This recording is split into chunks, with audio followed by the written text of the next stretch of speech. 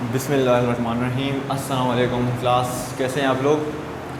आज हमारा मैथमेटिक्स का चैप्टर नंबर 7 का topic binary relation and functions cover करना है हमने, जिसमें हम सीखेंगे बाइनरी रिलेशंस किस तरह से बनते हैं और क्या फंक्शंस कहलाते हैं और क्या रिलेशंस कहलाते हैं।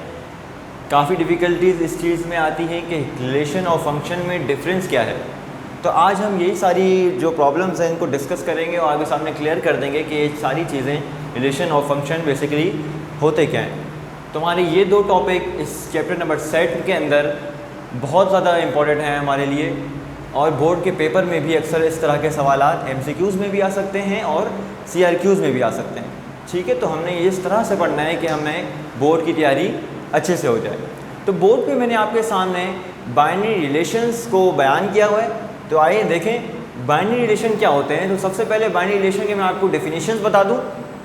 If A and B are any two non empty sets, means A और B आपके पास दो सेट्स हैं स्टूडेंट्स जो कि नॉन एम्प्टी हैं, इसका मतलब वो नन नहीं है। ठीक है, देन अ सबसेट R जो है यहाँ पर रिलेशन है। R is a subset of A multiplied by B। अब ये A मल्टीप्लाइड बाय B क्या है ये मैं आपको बताता हूँ।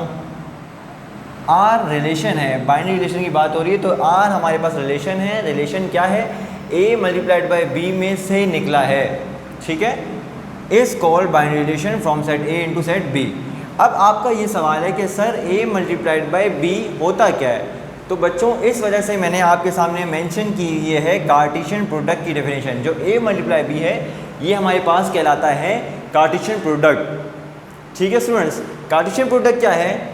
Cartesian product of two non empty sets A and B, ये भी दो नॉन एम्प्टी सेट्स हैं A and B, denoted by A multiplied by B, consist of all order pair X, Y such that X belongs to A। जो आपके पास set A है और दूसरा set B है, तो X जो है आपका वो बिलोंग करता है सेट A से, जो कि आपका X की जगह लिखा जाता है, और Y जो आपका बिलोंग करता है B से, जो आपकी Y की जगह लिखा जाता है। तो जब हम ये ऑर्डर पेयर बना रहे होंगे तो मैं आपको क्लियर कर दूंगा कि जो A के एलिमेंट होंगे वो हमेशा यहाँ पर आएंगे X की जगह पर, और जो B के एलिमेंट होंगे वो हमेशा Y की जगह पर आते हैं।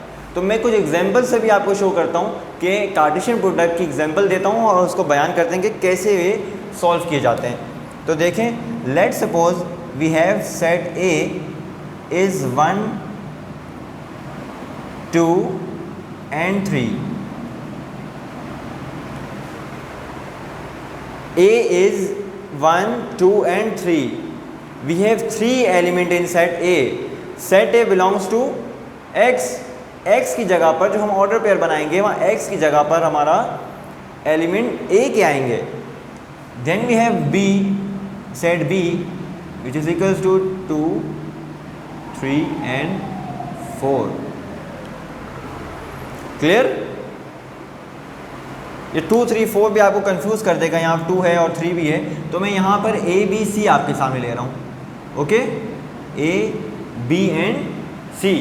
तो ये कोई परेशानी की बात नहीं है कि एलिमेंट चेंज हो गए। मैंने डिफ़िकल्ट इस वजह से ली, यहाँ पे नंबर लिए, वहाँ अल्फ़ाबेट लिए, ताकि आपको बात समझा सकूँ कि क्लियरली हमने Y की जगह क्या रखना है और X की जगह क्या रखना है। अब हम बनाएंगे इसके कार्टेशियन प्रोडक्ट। ठीक है, कार्टेशियन प्रोडक्ट का ही सवाल मैं सॉल्व कर रहा हूँ, आपको एग्जाम्पल दे रहा हूँ। कार्टेशियन प्रोडक्ट किस तरह से निकाली जाती है? हमने मल्टीप्लाई करना होता है, A सेट और B सेट को आपस में मल्टीप्लिकेशन करनी होती है। तो देखें, A का हर एलिमेंट B से मल्टीप्लाई होता है, A मल्टीप्लाइड बाय B। तो इसमें आप देखेंगे A का हर एलिमेंट B के हर एलिमेंट से मल्टीप्लाई होगा। 1 पहले मल्टीप्लाई होगा A से, देन 1 मल्टीप्लाई होगा B से, देन मल्टीप्लाई होगा C से। ठीक है, तो बात हमारी बहुत आसान हो जाएगी। 1 A, 1 B, 1 C। 1 ने सारे B के एलिमेंट के साथ अपनी डिस्टिंक्ट इमेज बना ली। क्लियर? A ने B के साथ इमेज बना ली, A ने A के साथ इमेज बना ली, 1 ने A के साथ इमेज बना ली, 1 ने B के साथ इमेज बना ली और 1 ने C के साथ इमेज बना ली। अब वो बनाएगा 2, 1 खत्म हो गया, अब 2 की बारी। 2 ने ए के साथ इमेज बनाई, 2 ने बी के साथ इमेज बनाई और 2 ने सी के साथ इमेज बनाई।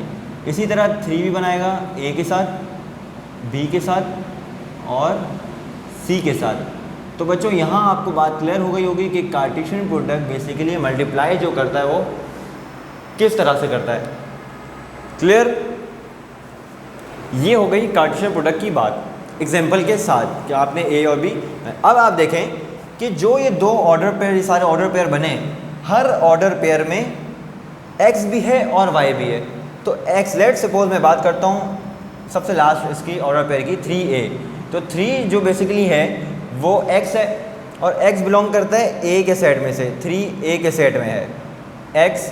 देन y में क्या पड़ा हुआ है, y में A है और A बिलोंग करता है B के सेट में से। तो यहाँ पर वही बात हमने की है, x belong to A and y belong to B। तो हर आपके पास ऑर्डर पेयर में पहले फर्स्ट जो एलिमेंट है वो x कहलाता है और सेकेंड एलिमेंट y कहलाता है। क्लियर?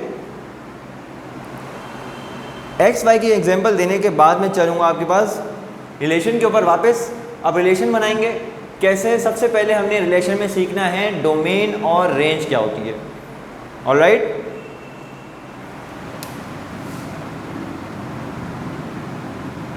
डोमेन और रेंज। ठीक है स्टूडेंट्स, तो डोमेन और रेंज में क्या फ़र्क है?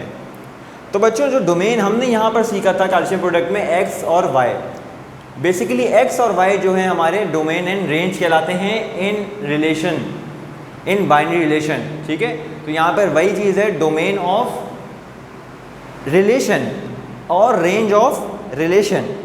डोमेन हमारे पास क्या कहते हैं बच्चों? Domain is a set consisting of all the first element, all the first element, जितने भी रिलेशन में फर्स्ट एलिमेंट्स हैं। ठीक है, ये ऑर्डर पेयर में जितने भी फर्स्ट एलिमेंट है 1 1 1 2 2 2। ठीक है, कि एग्जांपल दे रहा हूँ मैं आपके सामने बयान करूँगा वहाँ पर। तो जितने भी first element, all the first element of each order pair in the relation, relation जब भी आप बनाएंगे उसके अंदर ऑर्डर पेयर जो बनेंगे उसमें फर्स्ट एलिमेंट हमेशा आपके पास डोमेन कहलाएगा। And what is range? Range को हम डोनेट करते हैं रेंज आर से। ठीक है, range is a set consisting of all the second element of each order pair in the relation. जो भी सेकेंड एलिमेंट है, ए बी सी और ए बी सी, जो भी सेकेंड एलिमेंट्स हैं वो सारे रेंज कहलाते हैं। यहाँ तक आपको बात क्लियर है आई थिंक। ठीक है, हम डोनेट किस तरह से करते हैं?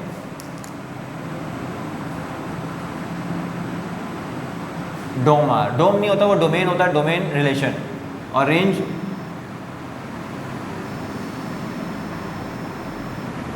मैंने कैश में लिखे, आप कैश में ना भी लिखें तो ठीक है। ठीक है, एक ही बात है, डोमेन रिलेशन और रेंज रिलेशन।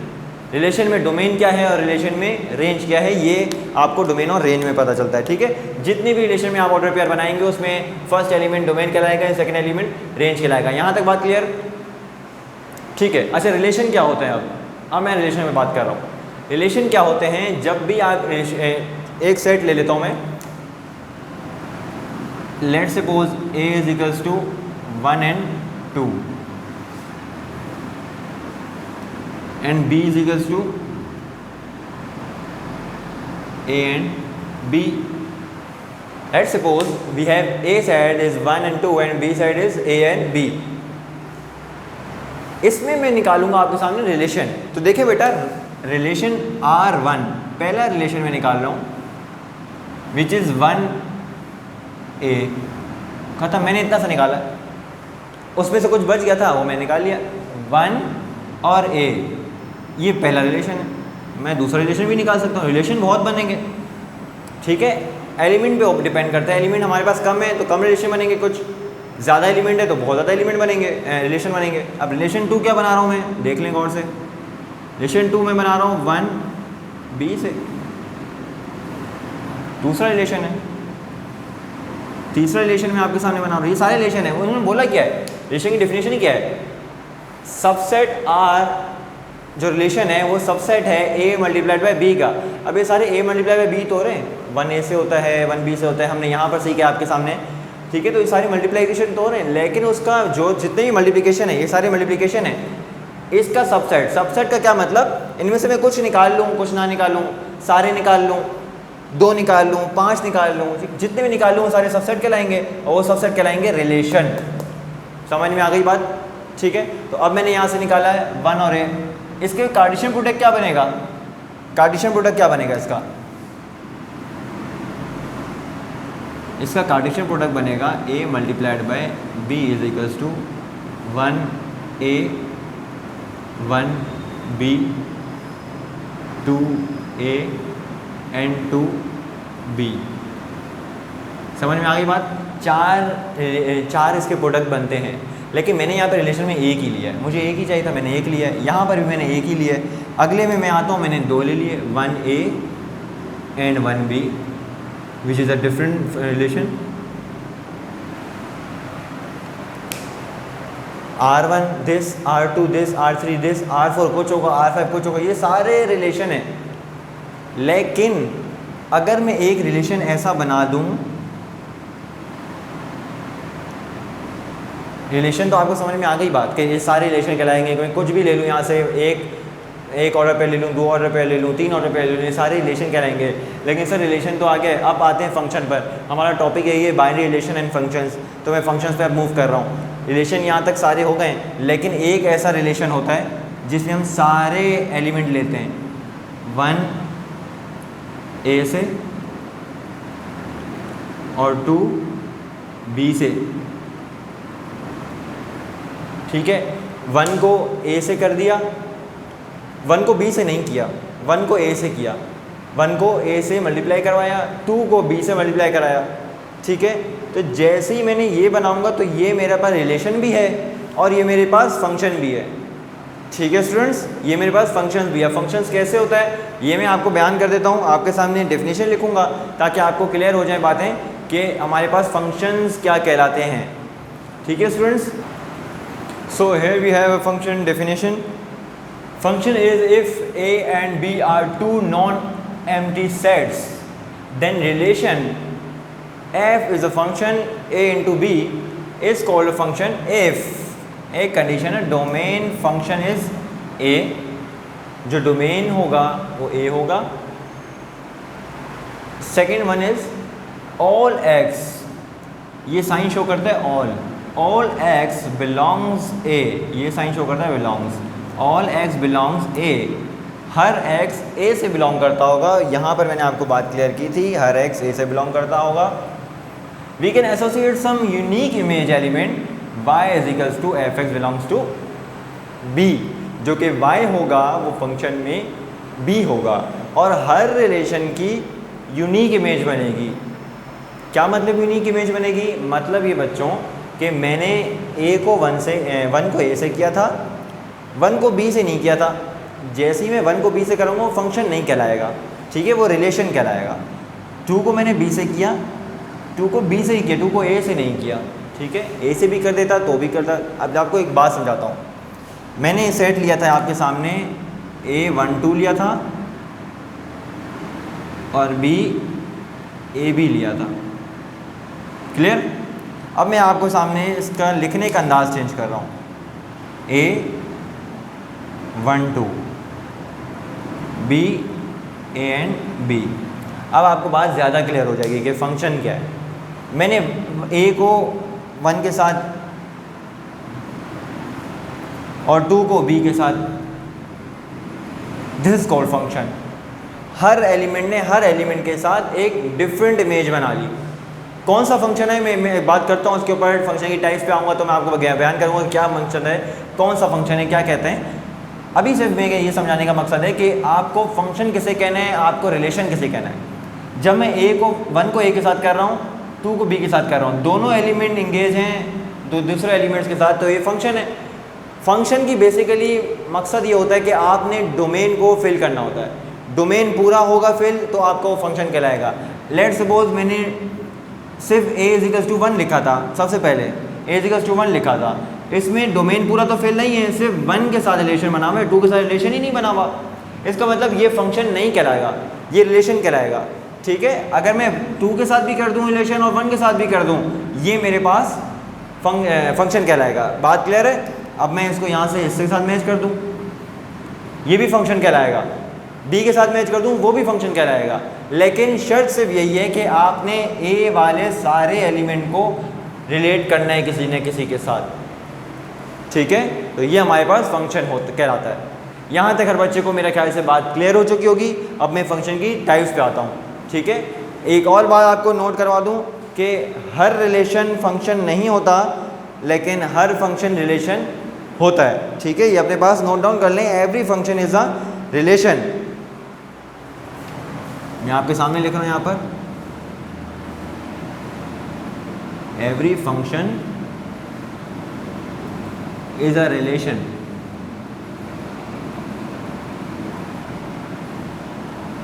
बट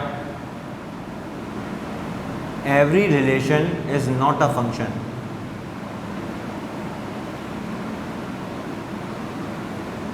बहुत अहम बात है, ये एमसीक्यूज में आ जाती है। ठीक है, हर फंक्शन रिलेशन कहलाता है, लेकिन हर रिलेशन फंक्शन नहीं कहलाता। ठीक है, ये भी रिलेशन था लेकिन ये फंक्शन नहीं कहा हमने, ये भी रिलेशन था लेकिन हमने इसको फंक्शन नहीं कहा, लेकिन ये फंक्शन था, हमने इसको रिलेशन भी कहा। ठीक है, तो ये बात अपने पास नोट डाउन करें बच्चे। इसके बाद मैं इसके टाइप्स पे चलता हूँ। कितनी तरह के फंक्शन होते हैं ये आपको बताऊँगा। स्क्रीनशॉट लेना चाहें, किसी बच्चे को कोई सवाल हो तो मुझे कमेंट बॉक्स में ज़रूर बताएं, ताकि मैं उसको सवाल के साथ आऊँ। ठीक है स्टूडेंट्स, आपके सामने मैंने बोर्ड पर 5 फंक्शंस लिखे हुए, into functions, 1-1 functions, into and 1-1 function, onto function and last 1-to-1 function. ये 5 किस्म के फंक्शंस हमारे पास होते हैं, जिसमें से हम 5 ही डिस्कस करेंगे। सबसे पहले हम डिस्कस करेंगे इनटू फंक्शन। आपके सामने मैंने बोर्ड पर इसकी डेफिनेशन लिखी हुई है। इनटू फंक्शन क्या होते हैं? If at least one element in B is not an image of some element of set A. क्या मतलब कहने का? मैं आपके सामने इमेज या फंक्शन बना रहा हूँ, जिससे आपको देख के समझ में आ जाएगी कि डेफिनेशन में बोला क्या है। मैं पहले डेफिनेशन नहीं समझा रहा, क्योंकि आप कंफ्यूज हो जाएंगे। सबसे पहले मैं आपके सामने फंक्शन बनाऊंगा, तो देखें।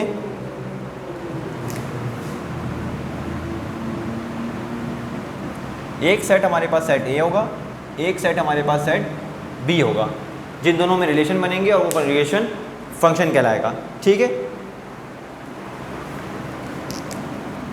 0 1 2 3 1 2 3 4 और 5 तक कर लेते हैं।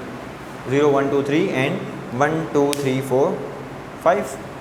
ठीक है, अब हमने बनाने हैं इससे फंक्शन, रिलेशन बनाएंगे और फंक्शन बनाएंगे। तो देखते हैं कैसे क्या बनता है। ठीक है, तो आए, 0 को मैंने 2 से रिलेट कर दिया। फंक्शन की शर्त है आपने ए को एक डोमेन कंप्लीट करना है। ठीक है, मैंने 0 को 2 से रिलेट कर दिया, 1 को 1 के साथ रिलेट कर दिया,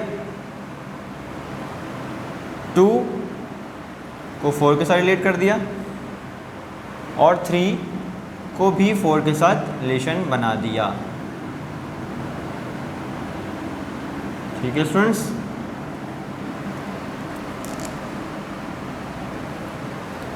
तो यहाँ आपने देखा कि आपके डोमेन कंप्लीट हो गया। 0 ने भी रिलेट कर लिया, 1 ने भी फंक्शन अपना कर लिया, 2 ने भी रिलेशन बना लिया, 3 ने भी रिलेशन बना लिया। Domain complete, which is called function. अब देखते हैं, if at least one element in B में एक एलिमेंट, एटलीस्ट वन एलिमेंट, ज़्यादा भी हो सकते हैं। If at least one element in B is not an image of some element, वो इमेज नहीं बनाएगा सेट ए की। कुछ एलिमेंट बी में से इमेज नहीं बनाएंगे ए की। एटलीस्ट 1 या 1 से ज़्यादा, 2 भी हो सकते हैं, 3 भी हो सकते हैं। यहाँ पर 2 एलिमेंट ऐसे हैं 3 और 5 जो कि कोई इमेज नहीं बना रहे। इमेज कौन बना रहा है? या तो 0 बना रहा है 1 के साथ, 0 बना रहा है 2 के साथ, 1 के साथ, 2 4 के साथ, 3 4 के साथ। तो जो रिलेशन बन रहा है वो बन रहा है 0 2 1 1 2 4 एंड 3 4। ये फंक्शन बन रहा है हमारे पास। समझ में आ गई स्टूडेंट्स? क्लियर? अब चलते हैं आगे 1-1 फंक्शन पर। यहाँ तक किसी बच्चे को अगर इनटू में कोई सवाल है, कोई प्रॉब्लम है तो मुझे कमेंट बॉक्स में ज़रूर बताएं ताकि मैं उसकी प्रॉब्लम सॉल्व कर सकूँ। ठीक है स्टूडेंट्स? अब चलते हैं आगे 1-1 function. If all distinct element of A have distinct image in B, हर इमेज ए की डिफरेंट इमेज बनाएगी, ए एंड बी, 0 1 2 1 2 3 3, बचे ना बचे कोई गर्ज नहीं है।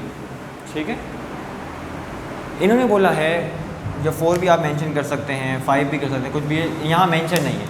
1-1 फंक्शन में if all distinct element of A, हर अलग एलिमेंट ए का have distinct image in B, अलग इमेज बनेगी बी के साथ। तो आप देखें ए ने जो ए के 0 ने इमेज बनाई है 2 के साथ, 1 ने बनाई है 3 के साथ और 2 ने बनाई है 4 के साथ। समझ में आ गई? हर यहाँ पर क्या था, यहाँ 2 एलिमेंट, ए के 2 एलिमेंट ने बी के एक ही एलिमेंट से इमेज बनाई थी, लेकिन वहाँ पर ऐसा नहीं है।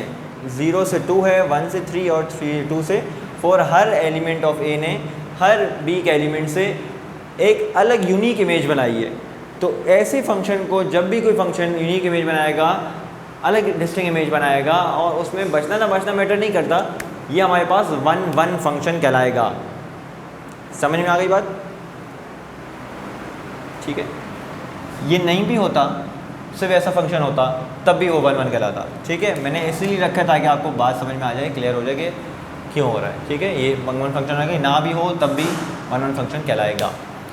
अब मैं आता हूँ नेक्स्ट फंक्शन पर। बहुत ईजी था 1-1 फंक्शन। नेक्स्ट फंक्शन जो है आपका इनटू एंड 1-1 फंक्शन। ठीक है स्टूडेंट, इनटू एंड 1-1 फंक्शन में आपके पास है f is an into and 1-1 function. बहुत आसान है, अगर इनटू फंक्शन और 1-1 फंक्शन को मिला दिया जाए तो हमारे पास इनटू एंड 1-1 फंक्शन बन जाता है। इनटू एंड 1-1 फंक्शन का दूसरा नाम इंजेक्टिव फंक्शन कहलाता है। ठीक है, ये एमसीक्यू इसका सवाल है। इनटू एंड 1-1 फंक्शन का दूसरा नाम इंजेक्टिव फंक्शन है। फंक्शन की डेफिनेशन क्या है? Into plus 1-1 function. Into and 1-1 को मिला देंगे तो हमारे पास इनटू इंजेक्टिव फंक्शन बन जाएगा। ठीक है, अब मिलाएंगे तो क्या होगा, कैसे बनेगा, आए देखें कैसे बनेगा। We have set A and set B, दोनों की शर्तें माननी है। जाहिर है उन्होंने बोला इनटू एंड 1-1 दोनों है, तो दोनों की शर्त माननी है। क्या एक इसमें से निकालेंगे not an image of some element of set A, एक ये बात, इनटू की डेफिनेशन भी है और 1-1 की डेफिनेशन भी है, दोनों मिलाकर इनटू एंड 1-1 फंक्शन बनता है जो कि इंजेक्टिव फंक्शन है। तो इसकी डेफिनेशन निकालते हैं। 1 element in B is not an image of some element of set A. इसकी डेफिनेशन कहती है कि कुछ ऐसे एलिमेंट होंगे जो कि इमेज नहीं बनाएंगे। इसका मतलब लाजिम है कुछ एलिमेंट बचना बी में, पहली बात। दूसरी बात, if all distinct element of A have distinct image in B, इसका मतलब हर ए के एलिमेंट हर बी के एलिमेंट से डिफरेंट इमेज बनाएगा। मतलब ये वाला काम नहीं हो सकता। 2 और 3 दो इमेज ऐसी थी कि जो सेम इमेज बना रही थी, 4 के साथ 2 भी 4 के साथ बना रहा था, 3 भी 4 के साथ, मतलब ये वाला काम नहीं कर सकते वहाँ पर, सिर्फ ये वाला काम होगा। दोनों की डेफिनेशन मिला देंगे तो ये मतलब बन जाएगा। कैसे, अब मैं करके दिखाता हूँ आपको। 0 1 2, ठीक है, 1 2 3 4, छोटे नंबर ले लिए, समझाने में आपको आसानी समझने हो जाएगी। 0 ने बना ली इमेज 1 के साथ, 1 ने इमेज बनाई 2 के साथ और 2 ने इमेज बनाई 3 के साथ। जब भी इस तरह का फंक्शन आपके पास आ जाए कि डिफरेंट इमेज बना रहे हों और उसमें एक एलिमेंट या एक से ज़्यादा बच जाएं, तो वो हमारे पास इंजेक्टिव फंक्शन कहलाता है। अब देखते हैं क्या इन दोनों की शर्तें पूरी हो गई। इसकी शर्त थी हर इमेज डिफरेंट बनेगी, ए ने बी के साथ डिफरेंट इमेज बनाना है। ऐसा नहीं हो सकता कि 0 2 के साथ भी हो रहा है, 0 1 के साथ भी हो रहा है। तो ऐसा ही है, हर इमेज ने दूसरी इमेज के साथ, दूसरे साइड के साथ डिफरेंट इमेज बनाई है। क्लियर? और इसकी शर्त ये थी कि यहाँ बी के एलिमेंट कुछ बचने चाहिए, इमेज नहीं बनाने बी के एलिमेंट। तो वहाँ देखें बी के एलिमेंट कुछ बच गया, 4 यहाँ पर रह गया है, जिसने 4 ने कोई इमेज बनाई नहीं है अपनी। ठीक, क्लियर? ये हमारे पास 3 फंक्शन क्लियर हो गए आपके। अब आते हैं ऑन टू फंक्शन पर। ऑन टू फंक्शन भी इसी तरह बिल्कुल बहुत आसान है। जिस तरह हमने ऊपर फंक्शन में देखा कि बचना मैटर कर रहा था, कुछ एलिमेंट इमेज नहीं बना रहे थे। ठीक है, इस फंक्शन में कुछ एलिमेंट इमेज नहीं बना रहे थे। लेकिन अब जो फंक्शन आ रहे हैं उनमें इमेज बनना लाजमी है, हर एलिमेंट की इमेज बननी लाजमी है। जब भी एलिमेंट बनना लाजमी हो जाएगा, इमेज बननी लाजमी हो जाएगी, तो आप समझ जाएंगे कि 2 ही फंक्शन हो सकते हैं, या तो ऑन टू हो सकता है या तो 1 to 1 हो सकता है। ऑन टू में देख लेते हैं, सबसे पहले ऑन टू देखते हैं। If every element of set B is an image of at least 1 element of set A. बहुत आसान बात कर दी इन्होंने बोला है कि हर एलिमेंट के साथ इमेज बनाएगा, मतलब कुछ नहीं छूटेगा, कोई ऐसा एलिमेंट नहीं है जिसकी इमेज आप ना बनाएं। ठीक है, तो आइए देखें, we have set A and set B 0 1 2 3 1 2 3। Clear? हमारे पास 2 सेट हैं, ए सेट 0 1 2 3, सेट बी 1 2 3। अब हम इमेज बना रहे हैं। उन्होंने क्या बोला है, if every element of set B के हर element is an image of at least 1 element of set है। ये इमेज बनाएंगे किसी भी एक एलिमेंट के साथ, मतलब 1 बनाएगा इमेज किसी भी एक एलिमेंट के साथ, 2 बनाएगा इमेज किसी भी एक एलिमेंट के साथ। ठीक है, हाँ, ए इमेज बना सकते किसी भी 2 एलिमेंट। अब देखें, बात आसान हो जाएगी। 0 ने 1 के साथ बना लिया इमेज। ठीक है, उन्होंने बोला था बी किसी भी एक एलिमेंट के साथ बनाएगा, तो ए ने 0 के साथ बना ली इमेज, 1 ने 2 के साथ इमेज बना ली, 2 ने 3 के साथ इमेज बना ली, रह गया 3 भी तो फिल करना है ना। तो 3 जब तक नहीं होगा तब तक ये फंक्शन ही नहीं कहलाएगा, ये फंक्शन क्रॉस लगा देंगे। ठीक है, ये अभी तक तो रिलेशन है, फंक्शन बनाने के लिए 3 को भी मूव करना पड़ेगा, और 3 को ने भी 3 के साथ रिलेशन बना लिया। अब आपको डिफरेंशियल समझ में आ गई होगी। If every element of set B का हर element is an image of at least 1 element of set है, किसी भी एटलीस्ट 1 एलिमेंट है, वो 2 के साथ भी इमेज बना सकते हैं, 3 के साथ भी इमेज बना सकता है। जिस तरह यहाँ 3 ने 2 के साथ इमेज बनाई है, 2 ने 1 के साथ बनाई है, 1 ने भी 1 के साथ बनाई है। ठीक है, तो ये इसने एक एलिमेंट के साथ इमेज बनाई है, 2 ने एक एलिमेंट के साथ इमेज बनाई है, लेकिन 3 ने 2 एलिमेंट के साथ इमेज बनाई है। तो इसकी ये शर्त थी कि आपने हर एलिमेंट बी का फिल करना है, लेकिन किसी भी एक ए के साथ, 2 भी कर सकते हैं, 3 भी कर सकते हैं।